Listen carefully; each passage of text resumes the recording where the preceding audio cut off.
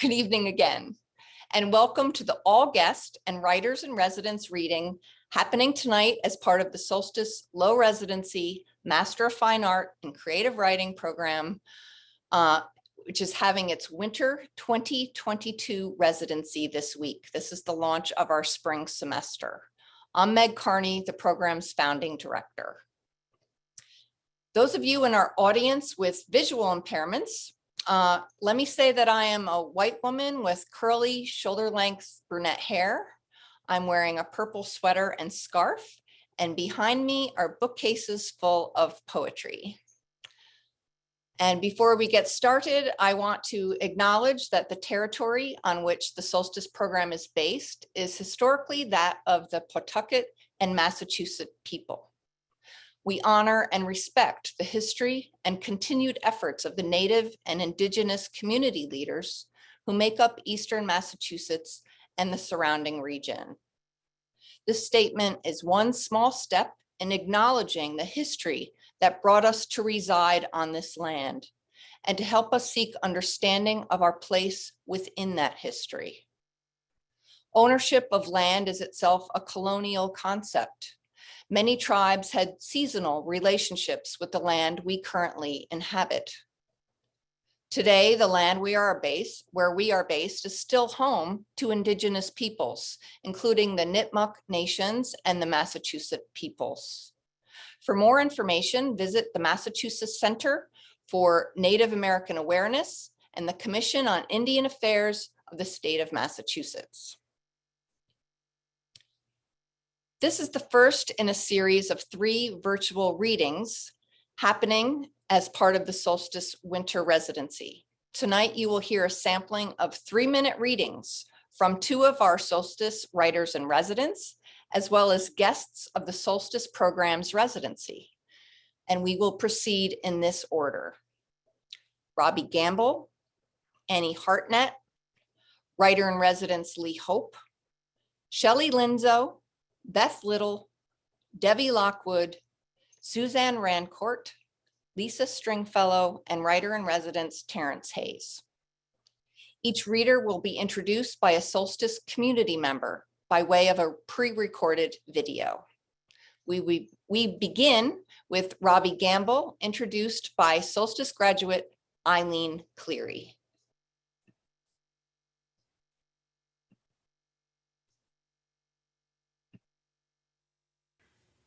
Hello to the Solstice community. My name's Eileen Cleary and I'm recording from my living room in Whitman, Massachusetts. I'm a white woman with short hair and black rimmed glasses. And I'll be reading from my screen a bit here. I'm thrilled to introduce Robbie Gamble, poetry editor for Solstice, a magazine of diverse voices whose work has been published in the Atlanta Review, Poet Lore, Rhino, and many other journals.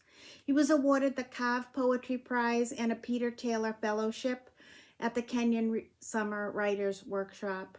Robbie earned an MFA from Lesley University.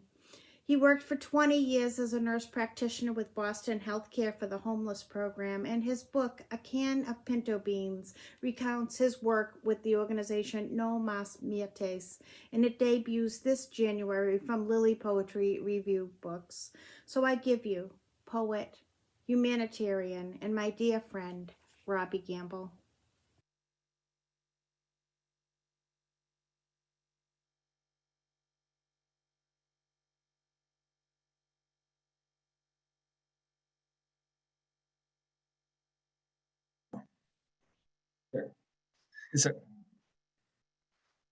It's so great to thank you, Eileen. Thank you, Meg and Quentin and the entire Solstice community. It's really a joy to be a part of this reading tonight. I'd like to do 2 poems. The first is from my chapbook, A Can of Pinto Beans, which I just recently have got in hand. This is the first time I'm actually getting to read from the book.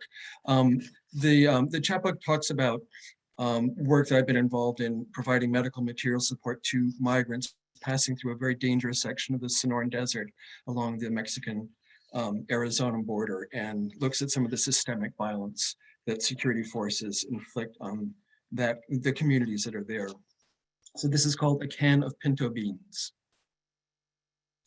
just below the ridgeline saddle, tossed to the side of the trail, lying dented among rocks, bleached label peeled back, and the downhill-facing end of the can stabbed through by some Border Patrol agent's K-bar knife, a precise wound moldering around the edges, with filaments wafting down the corners. No, they're streams of tiny ants crawling in and out, bearing flecks of nourishment away.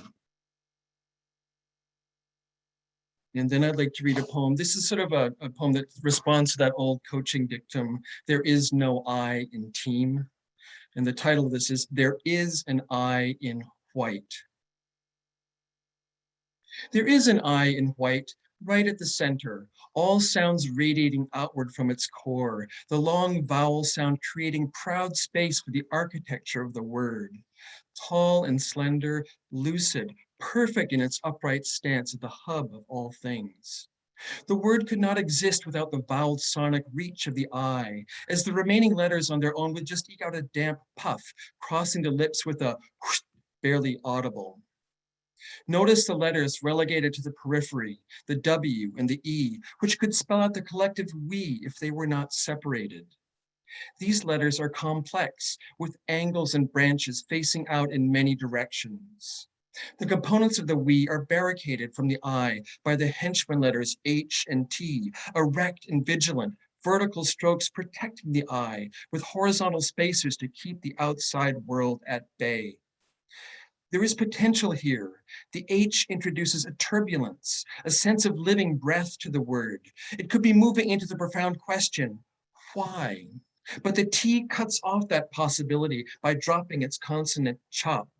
It might just have concluded a whit, an inconsequential trifle, were it not for the unappreciated labor of the trailing E, straining to hoist the I skyward in all of its long vowel glory. And the I just stands there, insulated from the tensions swirling all around it, blissful in its singularity. I does not feel alone, attended to by its acolytes, but I will never know the we in all of their painful complexity, and they will never be able to reach through and disturb my safeguarded ego. And I realized I forgot to describe myself. I'm a middle-aged man with fading red hair, steel glasses, and a beard, and I'm in a spare bedroom with a tapestry in the background. So thank you very much.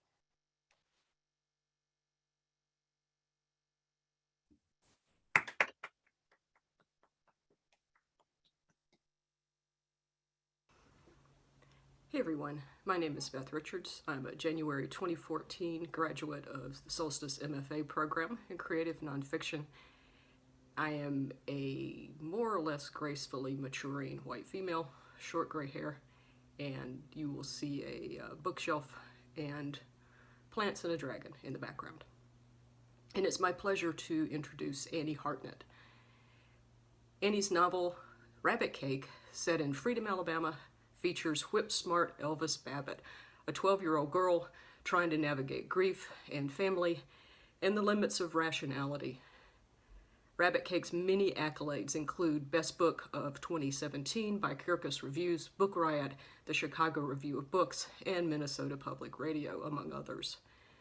Rabbit Cake was also selected as a People Magazine Book of the Week and Amazon Best Book of the Month. It was a finalist for the New England Book Award, longlisted for the Center for Fiction's First Novel Prize, and shortlisted for the Crook Corner Book Prize, Best Debut Set in the South. An adaptation by Amazon Studios is currently under option. Her next novel, Unlikely Animals, arrives in April 2022. Her writing is funny and sad, and as she says, the kind of story we like best. Please give a warm solstice welcome to Annie Hartnett.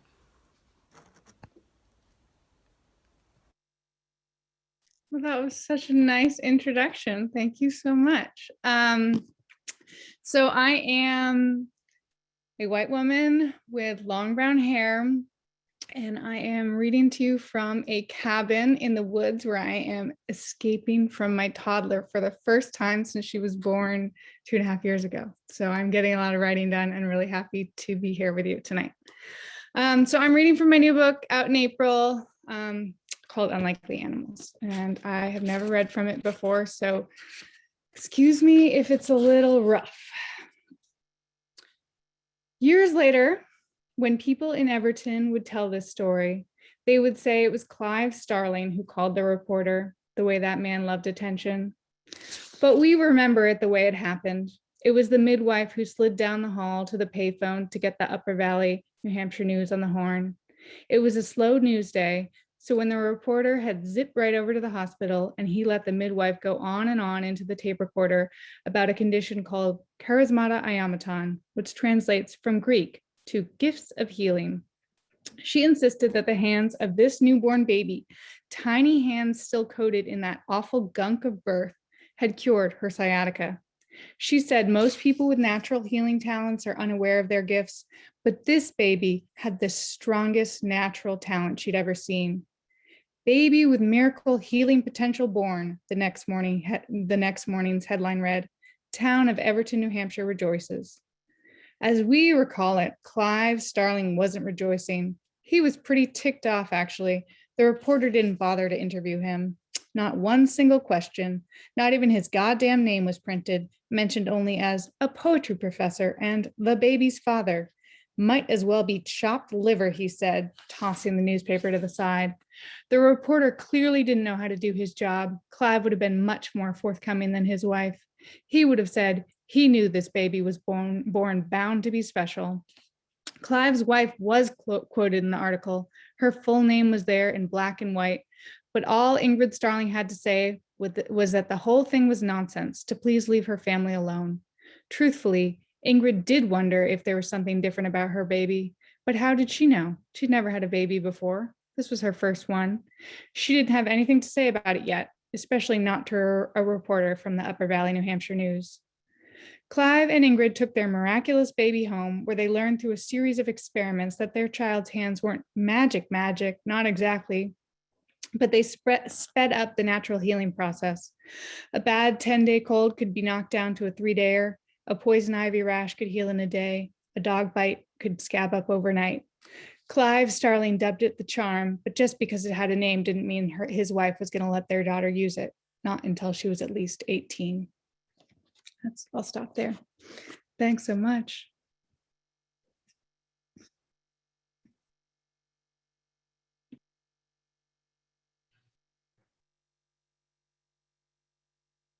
My name is Jim Naramore.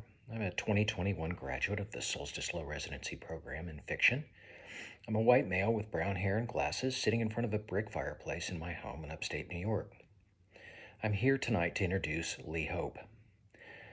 Lee is a writer, an editor, and educator who has been immensely important to the Solstice program. Her writing includes the novel Horse Fever from New Rivers Press in 2016 and numerous short stories published in literary journals, including the North American Review and Epiphany. She is the editor-in-chief of Solstice, a magazine of diverse voices, and she teaches classes that bring literature to people on probation. But perhaps most importantly to this audience, she helped to found the Solstice Low Residency program at Pine Manor College. It's my honor to introduce Lee Hope. Hi, thank you. Am I coming across? Yes. I am a woman with blonde hair in a dining room with some photography behind me. So this excerpt is from deep into part 1 of my novel in progress, A Small Fire Can Do Great Things. Natalie is 13. Her big dance recital is this night. She has practiced for months to prove to her father she can be a star, but at the last moment, he says he has a business crisis and cannot attend. Natalie is distraught. That night, backstage, all of us girls cluster in feathered tutus, feathered wings on our backs, yellow beaks on our noses. If only the beaks didn't curve down and make us look like little hawks. I practice a few tour jetés and arabesques for my solo right before the intermission, but my turn feels hemmed in, as if I'm bound up tight, too tightly wrapped, as if I could snap. Finally, the spotlight hits. Shostakovich resounds, the current rises, and we seem to perform gracefully. Our chorus spins, plies, pirouettes, falls, and footwork all in sync as choreographed, except I feel slightly out of step, off beat, even as camera flashes pop from the audience. No flashes from my father. My solo comes. I am suddenly spotlit, bright yellow, green and red, a yellow beak. I'm a tropical bird of paradise. I live in heat, and I am leaping higher than ever, doing my choreographed slow motion, dips and swirls. A few tour jetés, all feathery and light, until I feel the beat pulse faster, my pulse with it, and I shift from rehearsed slow-mo dips to wild leaps and bounds. My wings flap. I leap higher, spin harder, faster, free of choreography. I do a slide fall with arms outstretched, rise again and leap, leap, pivot, pirouette, a hook-beaked bird of prey, fly higher, spin in air, swoop down, attack, as I hear a voice call, cut. But I whirl faster, round and round, a blur of lights. I spin until the lights go out. Why is that? I was spotlit. I keep leaping and spinning in the dark. I have wings. I'm a hawk in flight. I have feathers, talons, a curved beak. Curtain, curtain, someone calls. I am trapped behind a black velvet wall. Silence. My body stops, but my beak and wings twitch. Where is the music, the applause, the audience? Curtained off. I see the other dancers clustered in costumes of blue and pink and white feathers, hear whispering beneath their yellow beaks. Some stare. Melissa shaking her plumed hair. No, no. Her feathers wobble, her beak trembles as if it might fall off. I am breathing hard, dizzy, terribly dizzy now. From the spins, the room spinning as if the panic hits. As the panic hits, my heart flutters, my breath sticks. I fall. Did I faint? Ms. Randecker's voice saying to someone over there, backstage. Then, have you lost it? Mother's voice in my ear. I am standing up now. I must have blanked out. Mother has taken my arm. Mother is whisking me off. She should have a hook. My little brother scurries next to us. The intermission will be over soon, but we're flying out the back exit into the night. I yank off my beak. I hurl it into the dark. I always hated that hooked beak. It's the beak's fault. Why did you do that? My little brother asks. My heart's still beating bird fast, fluttering. I'm out of breath. And then mother asks, Natalie, dear, does it have to be like this? I say, of course, for there is no way ever again that I can forget how my father has forsaken me, and she and even my brother are both complicit. Why don't they come out and admit, your father is not here because he does not love you? But they both pretend as if it is me acting out when we are all four trapped in our own dreadful performances, spinning faster and faster, out of control. Thank you.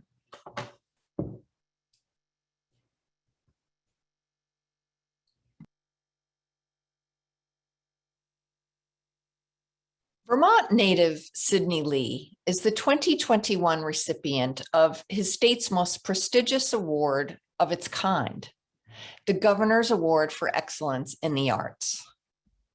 A former Pulitzer Prize finalist and winner of the Poets Prize, he served as founding editor of the New England Review and was Vermont's Poet Laureate from 2011 to 2015. Sid is author of 23 books.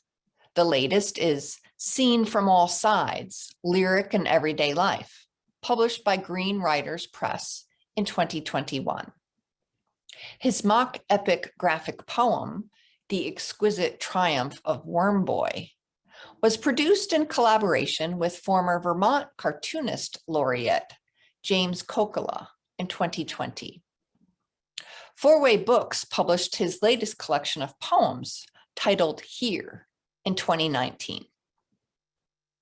As astonishing as it seems to me, I have known and counted myself as a fan of Sid Lee for more than 30 years, as I met him at the Frost Place Center for Poetry and the Arts in the White Mountains of New Hampshire in 1989.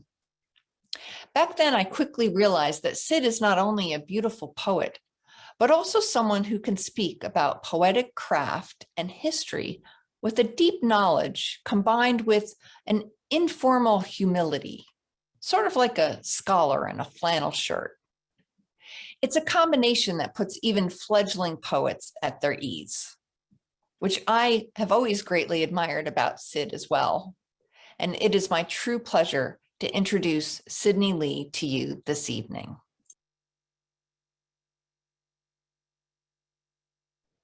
Thank you so much, Meg. Wow, that's hard to live up to. I feel a little bit like an imposter after such a nice introduction. I'll give you a brief physical description. I'm a somewhat big, 79, believe it or not, year old white man with a gray beard and gray in what is left of his hair. And I am, in fact, wearing a blue flannel shirt.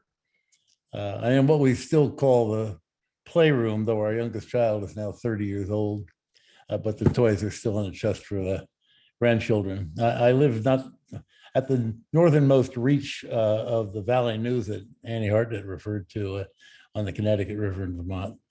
First poem is called What Shines.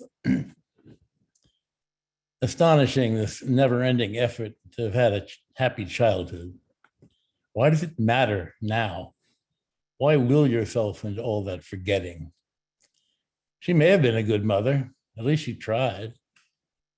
Did she? Once again, you're the one who's trying. You contend you do remember moments that glow. You picture her standing one day in the snow, her teeth in a chatter, no doubt, and yet she looks quite happy. Or she seems to be trying, as you are. The teeth, at least, were one good feature, radiant to the end. You were poised at the top of a hill on a flexible flyer, red sled that shone, your Christmas present at 9. It may have brought you joy. You're trying to alter the downslope rush to make it shiny too, to blot out the icicles of snot, the raw fingers, chilblains, pain. A father was there, a good man, you're quite sure, who's now no more than a specter, whose presence is no more advantageous than on that day. Or was it of some avail? You can't remember. You honestly can't remember. Perhaps you just don't want to. You're doing well, at least you're trying, with this, your obstinate bid to seal over damage and see if there's anything more than just the sorrow. Well, there were certain instances. You say, I remember stones. You say, I saw a beach by moonlight. And did those pebbles glint like stars, as you insist? Are you quite sure clouds never came to eclipse them? You keep on trying. There's that pervasive gleam along the shore. Then you take a step, and suddenly there's nothing. So I've reached a certain age and you write these geezer poems. This one is called Hi-Fi, 1952. I think both little sisters were still too young for school. We brothers, not many years older. I suspect that what I say is more than a bit sentimental and may not have a basis in what was real back then. So be it, but let me keep it. The 5 of us hearing the tune, the strings and horns so alive. It's good to be where we are, near our parents' new hi-fi, which spills into every corner. High fidelity, almost shocking. They've told us about its wonders, and now at last they own one. Having adjusted some knob, they stand stone still for a moment, as if in a sort of trance. Of course, they're both in the grave now, and of course, they no longer dance, cheeks touching or anyhow. But as long as I say so, they do. Indeed, the song I hear now is precisely cheek to cheek. Now, why would it talk about swimming in a river or a creek? Or maybe it's actually fishing, who cares? Strange bliss pours forth as long as the record keeps spinning. Sickness, regret, and death will all arrive in time. And rancor, I won't forget the rancor. This evening, however, we brothers and sisters watch enchanted, 5 children together on the couch with the fancy lace, while our faithful parents glide in what looks like a fond embrace. Living on the Connecticut River, I have occasion to take kayak or canoe down there, as I often do with my wife of 40 years, who is way out of my league to this day. Yes. This is one called My Wife's Back. Remembers a little canoe paddle. All naked, but for a strap, it traps my gaze as we paddle. The dear familiar nubs of spine bone punctuating that sun-warmed swath. The slender muscles that trouble the same sweet surface. We've watched and smiled as green herons flushed and hopped ahead at every bend. And we've looked up at a red tail tracing open strips on a sky so clear and deep we might believe it's autumn, no matter it's August still. Another fall will be on us before we know it. Of course, we adore that commotion of color, but it seems to come again as soon as it's gone away. They all do now. We're neither young anymore, to put matters plainly. And my love for you for 40 years extends in all directions. But now to your back as we drift and paddle down the tranquil Connecticut River. We've seen a mink scratch fleas on a mudflat. We've seen an osprey start to die, but seeing us think better of it. 2 phoebes wagged on an ash limb. Your torso is long. I can't see your legs, but they're longer, I know. Phoebe, osprey, heron, hawk, marvels under Black Mountain, but I am fixed on your back, indifferent to other wonders. Bright minnows that flared in the shallows, the gleam off that poor mink's coat, even the fleas in its fur, the various birds, the lust of creatures just to survive. But I watched your back. Never have I wished more not to die. Thank you.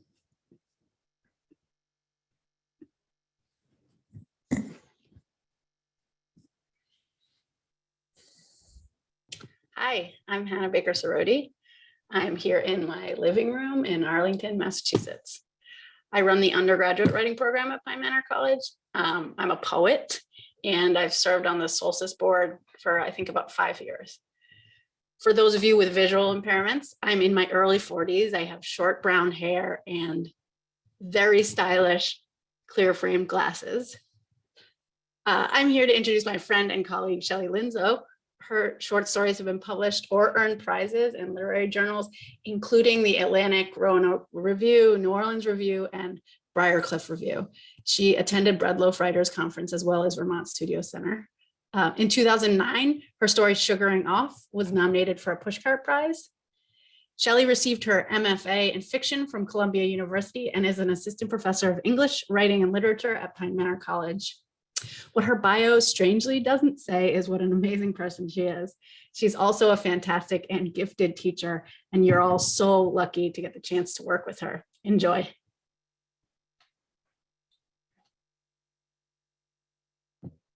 That was lovely.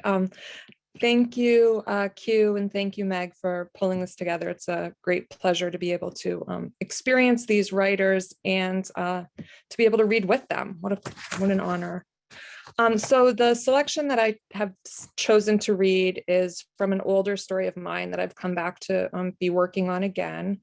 And it's about a woman who's navigating the grief of a miscarriage, and this grief is manifesting essentially as rage and jealousy of their friends. So this is an excerpt from a story called The Storm. The Storm. After the storm, everything was in pieces. Shattered windows were everywhere, gaping black holes with jagged glass teeth. A pair of overalls hung from the telephone line, the empty pant legs doing ragtime in the stiff breeze. Staring through the windshield of the pickup, Lacey was struck dumb by the devastation. Her thoughts skipped about at random, and she was reminded of the first time that she shaved her legs. It was the same dislocated pain, a phantom pain that at first she couldn't place. There was just that strange feeling, something is not okay, and then blood in the water. She remembered the pale skin hanging from the razor, dangling in the air like a dead worm. She still had the scar. It ran up the back of her leg like a seam, starting just above her heel at her ankle. Looking at it, it sometimes struck Lacey that she had been hastily stitched together, as if she had always been threatening to fall apart. Beside her, Jacob was hunched over the steering wheel. His face was pale and his knuckles stood out sharply, more bone than skin. He looked like a corpse, drained of blood and love and everything else that was essential. And Lacey had the sudden urge to touch his face, to see if he was warm, but she couldn't move. Her pointer finger tapped her thigh like some slow metronome. I should have known that was coming, Jacob said. He hit the steering wheel with the heel of one hand. I should have known. All around them, everything that had been chaos was now quiet, and nothing was what it had been before. Even the street signs had been displaced, and Lacey had no idea where they were going. We're in the heartland, she thought. This road is straight, the land is flat. We could drive to hell and back and never know it. In the dark, the fields of wheat whispered at the side of the road. Earlier that same evening, Elise and Charlie had invited them over for dinner. Environmentally friendly, Elise had said, flicking on and off the lights in the living room, as if signaling the audience to take their seats. It was time to start the Elise and Charlie show. And still such a soft, warm glow, don't you agree? Lacey had looked to Jacob with wide eyes. Is she serious? But Jacob was non-committal. He shrugged, and she saw a flash of panic cross his face. Immediately, she knew what he was thinking. Please, Lacey, please just play along. But Lacey had grown to hate the game. Thank you.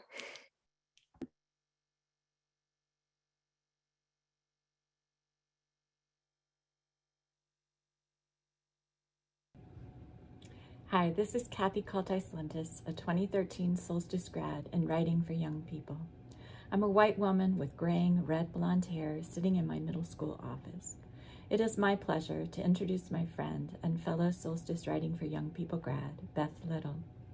Beth has 2 degrees in writing, one from the University of St. Andrews in Scotland and one from the Solstice MFA program, where she later worked as the program's assistant director. Currently, Beth teaches humanities at St. Paul's School in New Hampshire. Her work has been published in the anthology Somebody's Child, Stories About Adoption, Easttown Fiction, and the YA Review Network. She was awarded an SCBWI Magazine Merit Honor in 2016. Beth's most recent publication for young adults, Where Did You Go?, can be found in the Silence Power issue of Hunger Mountain.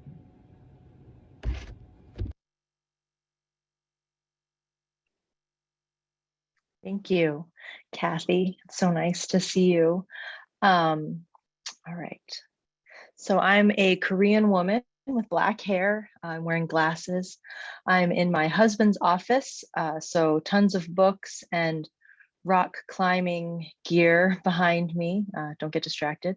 And I just want to say thank you so much to Meg and Quentin for having me and for leading this most incredible program. Even during all of these really hard times, it's nice to have it as sort of a life cornerstone.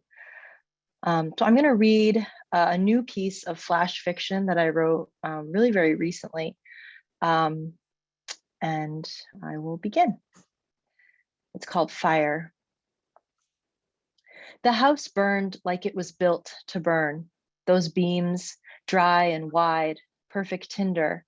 The repurposed birch trunks they'd chosen for the porch, those old curtains from her mother's house, and that carpet she'd picked up at that antiques place in Vermont satiated the flames' cravings perfectly.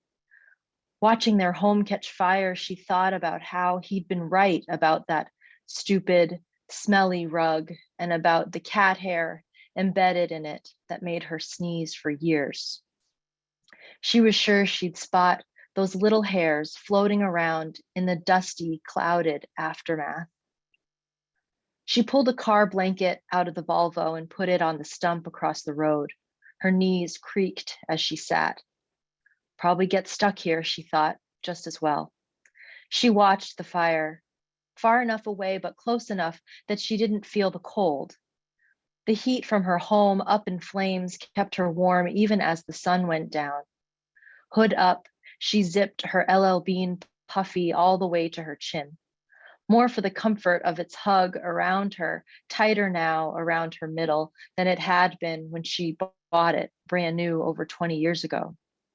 She shoved her hands in the pockets and leaned forward with a long breath out. What else was this wretched year going to take from her? The smoke whirled in the cold air in front of her. She inhaled bits of the house she built. She wasn't going to miss the last moment their home was recognizable. She wasn't going to leave until it was gone. She wasn't going to miss this, not like she'd missed him. Missed breathing in his last breath out. Missed the last look and last words. The house had more to say, she thought, as the upstairs windows burst in unison. She closed her eyes, imagining the glass sprinkling every which way. If she breathed in hard enough, maybe a fragment would come and stay with her, keep her company, as she lost everything again. Thank you.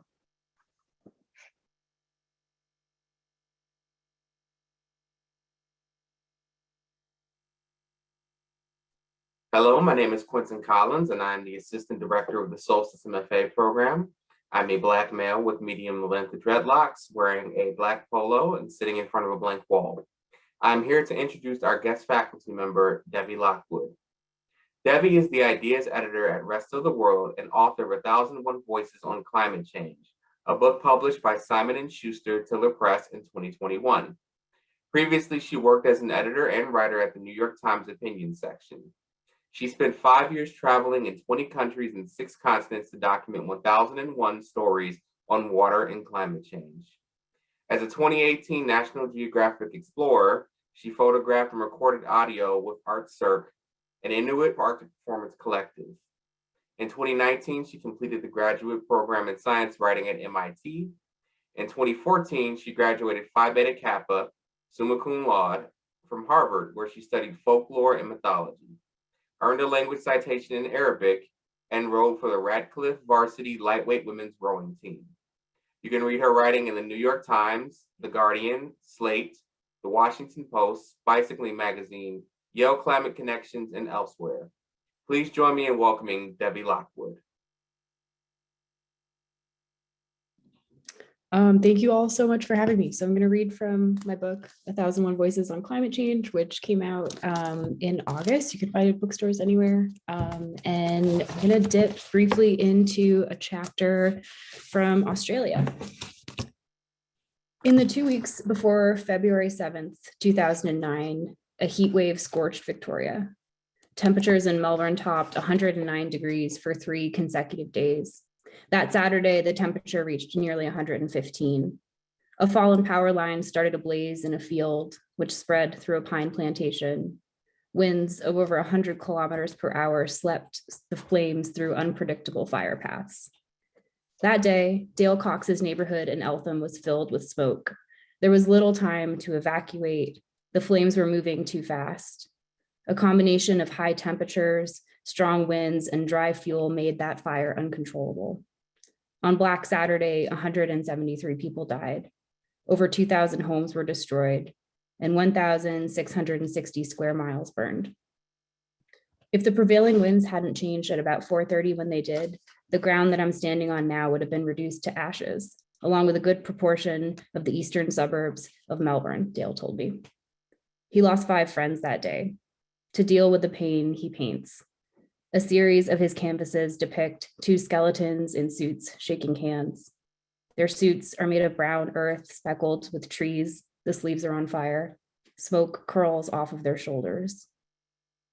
The fire was heading here with such ferocity that there would have been absolutely no way that we could have stopped it. They're the sort of fires that generate their own climate. So you end up with absolutely nothing that can make a difference. No water bombing craft could get anywhere near them, he added. Climate change, which caused more days of extreme heat and more frequent droughts, exacerbated the fires and made them even more deadly. It's not a natural phenomenon, my friends. It's climate change. End of story, he said. Thanks.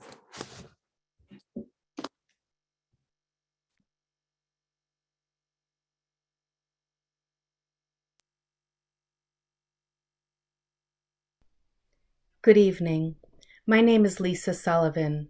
I am a 2016 Solstice alum in poetry, and I'm speaking to you from my home in the woods in Plymouth, Massachusetts. It is my pleasure to introduce a woman I rather idolize, the multi-talented, award-winning poet, Suzanne S. Rancourt. Suzanne is of Abenaki Huron descent and is a United States Marine Corps and Army veteran. She holds an MFA in poetry, a Master of Educational Psychology, an advanced graduate degree in expressive arts therapy, and she is a credentialed alcohol and substance abuse counselor. In other words, she's a superhero. Suzanne was honored with the Native Writers Circle of the America's First Book Award for her poetry collection, Billboard in the Clouds, which is in its second printing. She has two other amazing poetry collections, Murmurs at the Gate and Old Stones, New Roads. Please help me welcome this incredible poet, teacher, Marine, soldier, and healer, Suzanne S. Rancourt. Thank you very much for that very humbling intro. I am an older person now with mostly graying hair, still long. I am a light-complected, indigenous identifying woman. And I'm wearing an orange creamsicle colored sweater. This next poem shouldn't be triggering, but it might be for some folks. It sounds worse than it really is. I like to go to Greece, and there's a special place that I go to where there are sulfur baths, and it's healing. Blood on blood. Dutch Elizabeth says, the stone house where we undress was a slaughterhouse. She points with her chin to the ceiling, where pitted hooks still dangle thick speckled cord, yellow, green, and blue, geometrically patterned, swinging her arm left to right toward ghosts of herdsmen, she said. They drove sheep, goats, and cattle down from the mountains across lava flows, now strewn with olive trees and Icarian gold grasses. I don't have to ask where the blood went, stepping away from the stone steps, abutting the squared edge of wall, crumbling from sulfuric gases, shushing from the creaking ocean bed through pursed fissures. The volcano blows an open-mouth kiss. Sulfur heats the water to feed the mysterious, to remind us of human frailty. I slip easy into the water pocked with flakes of sulfuric scale, lean back and float, submerge my ears and listen to lava searing through rock and wood, crackling snaps of gas 1,000,000 years old, effervesces past my buoyant body. The earth giving birth to creation singing. I know where the blood goes.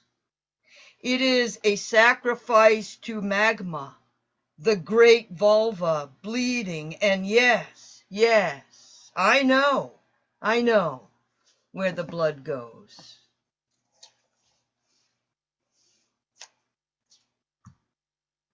Mediterranean blues. The baby is a pool toy washed up by the surf. A red, yellow, blue beach ball baby, half deflated, face down, The inevitable tide nuzzles, teases the suppleness of thick black toddler hair, rocks its ebb and flow there in wet sand of sodden hope. It's like wind, perhaps, or a mother's breath that puffs a stinging insect away, or the quick pulse of fingertips that brush away sticky crumbs from a morning shirt from breakfasts past.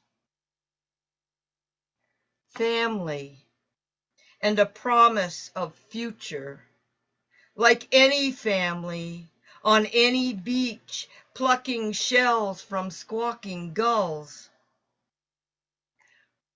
Where are we in this violent eddy of riptides and terror? Who are we as humans awash with technology and fanaticism? We are adrift. We are adrift.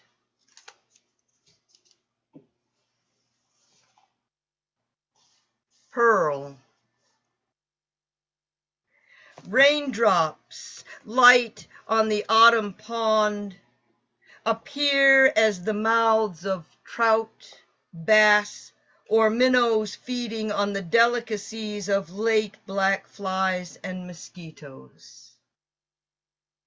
The bullfrog throats a bass to the upper registered chickadees and tenor jays punctuated by downies and nuthatches, percussive picking clean the fur and balsam.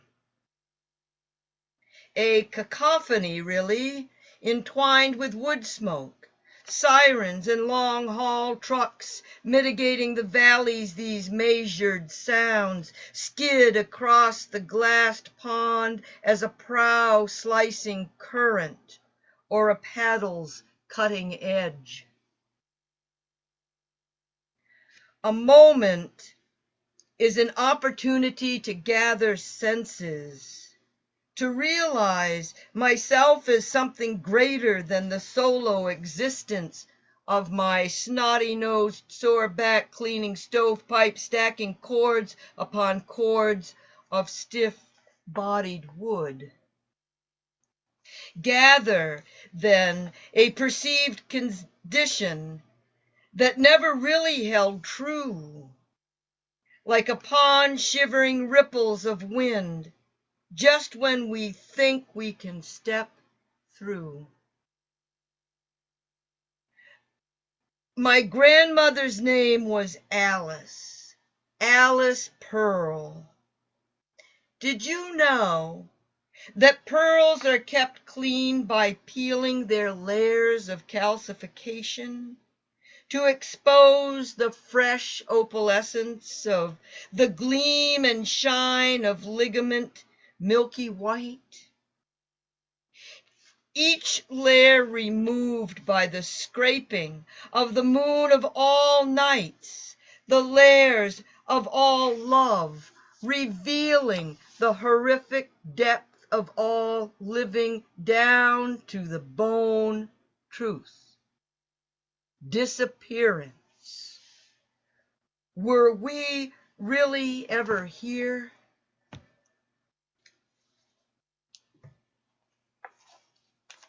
And then just one more. Return convolution, i.e. reconvolution. I am like the old cat with brittled, cracked teeth that bites with caution, even the lushest of yellow-grained bread, its crust thick from sprinkled water before baking. The old man at the baths said that Methana has her cycles, with the springs hottest before, during, and just after a full moon, with calm oceans. Action released under cover of gentleness. Within days, the wind twists into churning, each wave a billion pre-Byzantine amoeba, curl, flip, a torturous turning inside out, a writhing catalyst, an avalanche, stones rolling like potatoes us kids rolled at church fairs with spoons until we struck the finish line. Like waves that struck the shore, shore enough to leave a part of ourselves moistened and trickling back through the pumice, never cooling completely, back into ourselves, gases that bring both life and destruction there in the hot springs. These are our cycles, and you can pretend you are exempt. You can deny the pull of pre-existence until the day you roll up on yourself, pulled apart by squawking gulls. The seaweed we once were, we are again. Thank you.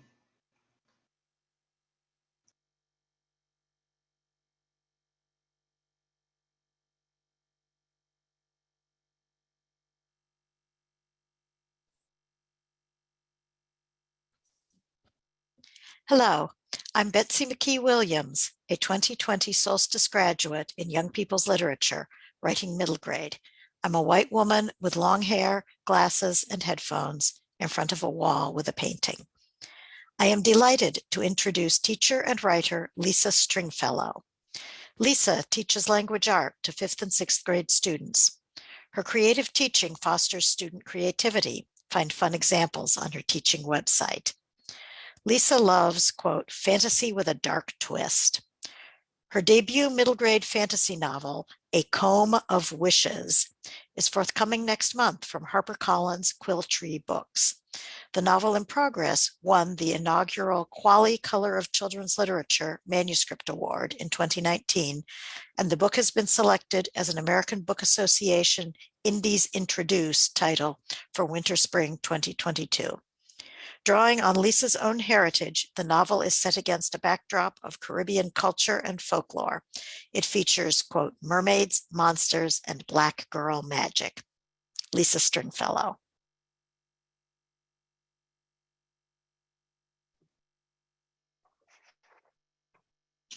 Thank you so much. I'm so excited to be here and to share with you today.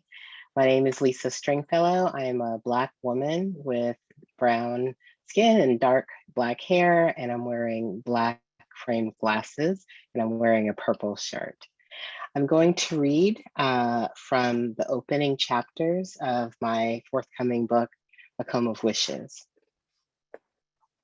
Chapter 1, Crick Crack. I say crick, you say crack. Crick crack. This is a story.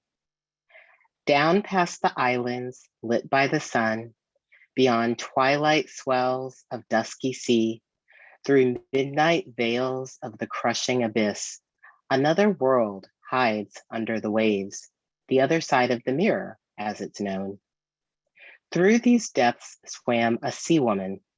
The full moon rose and spilled its milk into the water, and light glimmered over dark brown skin. Her scales flashed green and gold. Foreboding drifted on the tide and urged her on. When she reached the cavern, the quiet struck her first. No gentle trill greeted her as it usually did.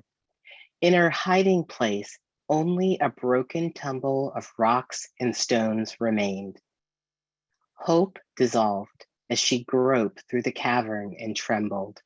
Her tail fin thrashed as she plunged her arms into every corner, but the silence told her that the box was gone.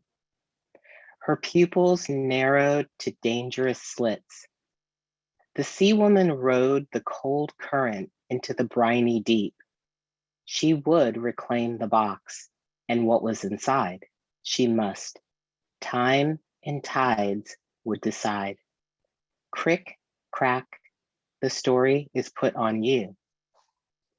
Chapter 2, Sinking Sand. The note waited on the kitchen table. Keela didn't even have to pick it up or read Pop's blocky print to know what it said. Her fingers hesitated over the paper. She and Pop hadn't gone diving or done anything normal together in months. She missed the salty mist on her face and the trampolining waves. Keela lifted the note and balled it in her fist. She took a deep breath and then shut the door of the empty house. The gravel crunched under her feet as Keela crossed the street into a dense patch of trees. A foot-worn path wound its way between towering cabbage palms and sandbox trees. The gully sloped, and she stepped around the snaking roots of a bearded fig. Leaves rustled overhead. A monkey skittered across the bough. With the push of a branch, the forest ended. Keela looked out as the waves lapping the shore, the beach, the one place that felt like home. She walked along the water's edge, her canvas bag hanging lightly from her shoulder. When Keela was 5, she had found the first piece of sea glass, blue like a cloudless sky. "You found a mermaid's tear," Mum had said. "Let's try to find a whole rainbow." They had found every color but orange, the rarest. Now Keela stayed up at night, thinking about that last piece, Mum's piece. Keela peeked in her bag at what she had collected that week. Several pieces of sea glass, sharp edges worn away by water and sand. The colors rippled like the surf, translucent green, white, and a piece that glowed golden amber. Her mother had taught her to make jewelry from these gems of the sea. When something caught her eye, she tried to imagine how a person could wear it. A charm hanging from a crocheted necklace, wrapped in wire to make an anklet. She never knew exactly what she was going to make until she got started.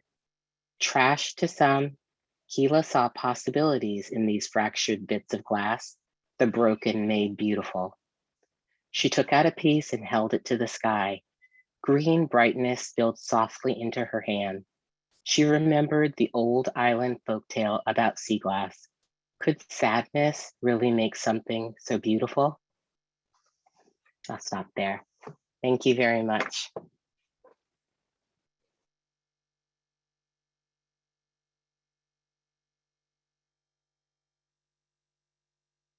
Good evening. My name is Chris L. Butler, and I'm a poetry and pedagogy student here in the Solstice MFA program.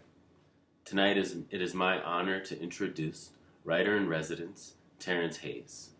Terrance Hayes' most recent poetry collection is American Sonnets for My Past and Future Assassin, which was a finalist for the National Book Award, the National Book Critics Circle Award, the T.S. Eliot Prize, the Brooklyn Public Library's Literary Prize for Fiction Poetry, the LA Times Book Award, the Hurston Wright Legacy Award, and the Kingsley Tufts Award. In 2010, his book Lighthead won the National Book Award and was a finalist for the National Books Critics Circle Award and Hurston Wright Award. His book, Muscular Music, won both a Whiting Writers Award and the Kate Tufts Discovery Award. His second book, Hip Logic, was a National Poetry Series selection and a finalist for both the Los Angeles Times Book Award and the James Laughlin Award from the Academy of American Poets. Wind in a Box, a Hurston Wright Legacy Awards finalist, was named one of the best books of 2006 by Publishers Weekly. How to Be Drawn received the 2016 NAACP Image Award for Poetry and was long listed for the 2015 National Book Award in Poetry. Terrance's other honors include a MacArthur Genius Fellowship, a Guggenheim Fellowship, a profile on the PBS NewsHour with Jim Leher, and a National Endowment for the Arts Fellowship. His poems have appeared in 7 editions of the Best American Poetry Anthology and 2 editions of the Pushcart Best of Small Presses anthology. His essay collection, To Float in Space Between, Drawings and Essays in Conversation with Etheridge Knight, was a finalist for the National Books Critics Circle Award and a winner of the Poetry Foundation 2019 Pegasus Award for Poetry Criticism. He was also the guest editor of the Best American Poetry 2014, the preeminent annual anthology of contemporary American poetry. Terrance is a professor of English at New York University. Without further ado, Terrance Hayes.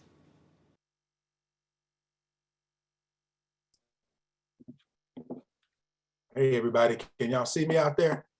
Okay, great. I hear we don't have that much time. I was sort of having an hour to read, so let me get going very quickly. No, just 2 poems. I don't think there's much to say about them. Here's one. It's called Folkestone. In my next life, let me be dear blackbird, born with a foot on the ass of all assholes. None of them will remember me, more startled than starlight or starling last year, hidden in the bushes beside a river, running down the valley.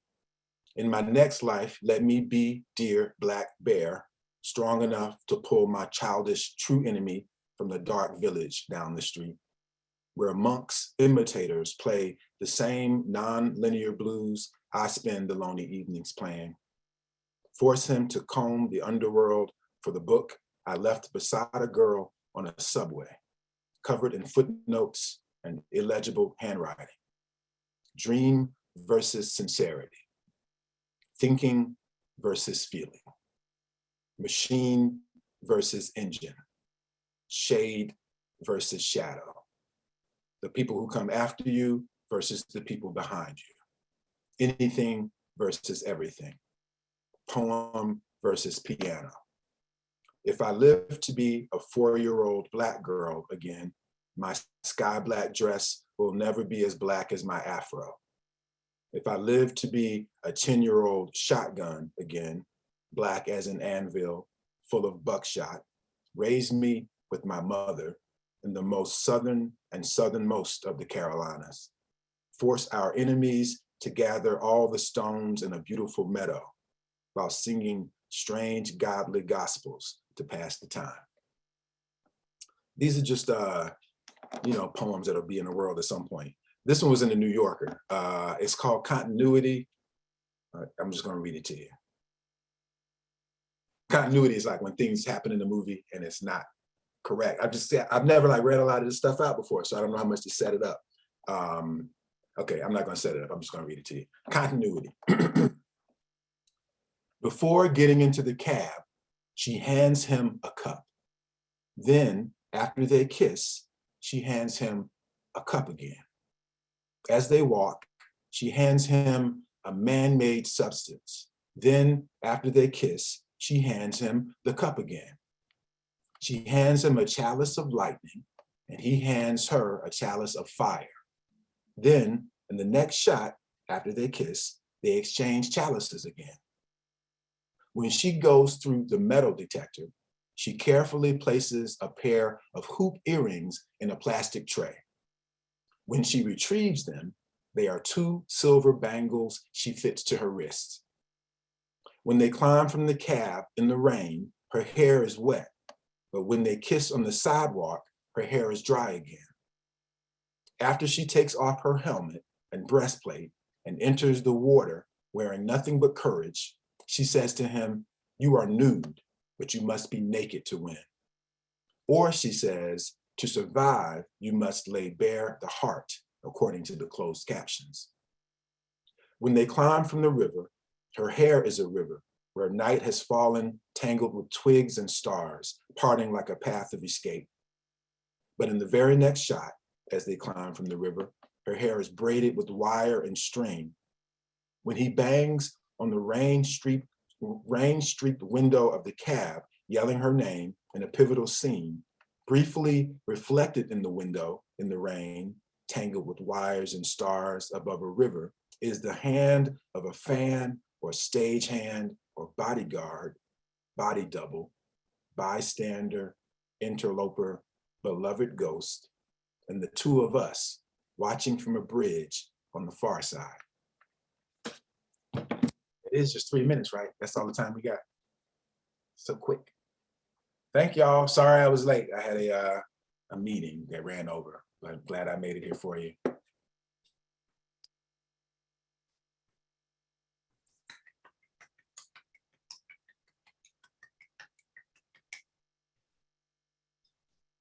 Thank you so much, Terrance. What a fabulous, fabulous reading. This concludes the winter 2022 evening reading for Solstice MFA program writers and residents and guests. Thank you to all the readers, community members who provided introductions, and to our Zoom administrator, Solstice alum Kimberly Kreines, as well as our assistant director, Quentin Collins. Let's unmute our mics and give our readers an audible round of applause.